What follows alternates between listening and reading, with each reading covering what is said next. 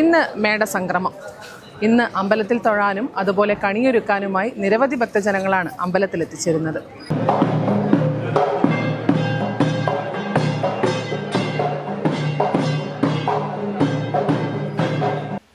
വടക്കൻ കേരളത്തിന്റെ പ്രധാന ആരാധന കേന്ദ്രമായ പയ്യന്നൂർ ശ്രീ സുബ്രഹ്മണ്യ സ്വാമി ക്ഷേത്രത്തിൽ മേടസംക്രമത്തോടനുബന്ധിച്ച് വൻ ഭക്തജനത്തിരക്ക്.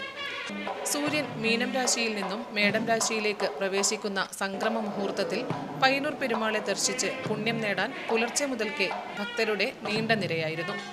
മലയാളിക്ക് വിഷു കേവലം ഒരു ആഘോഷം മാത്രമല്ല, അത് മണ്ണും മനസ്സും ചേർന്ന കാർഷിക സംസ്കാരത്തിന്റെ പുനർജനി കൂടിയാണ്.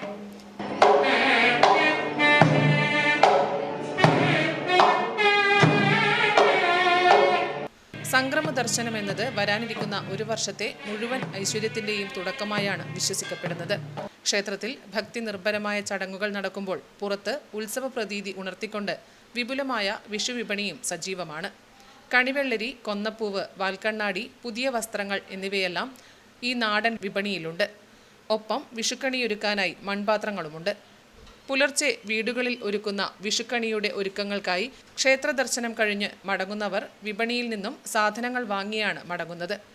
കൊന്നപ്പൂവിന്റെ മഞ്ഞവർണ്ണവും കണിവെള്ളരിയുടെ തിളക്കവും ക്ഷേത്രമുറ്റം ആഘോഷപൂർണ്ണമാക്കി. വിഷു എന്നത് ഒത്തുചേരലിന്റെയും കാർഷിക സമൃദ്ധിയുടെയും ഉത്സവമാണ്. ഈ ഘട്ടങ്ങളിലാണ് വിദേശത്തുള്ളവർ പോലും ഒത്തുചേരുന്നത്. ഒരു കൂട്ടായ്മയുടെ ഉത്സവം കൂടിയാണ് വിഷു. ക്യാമറമാൻ പവിത്രൻ കണ്ടോത്തിനൊപ്പം സുധാ സുരേന്ദ്രൻ, നെറ്റ്വർക്ക് ന്യൂസ്.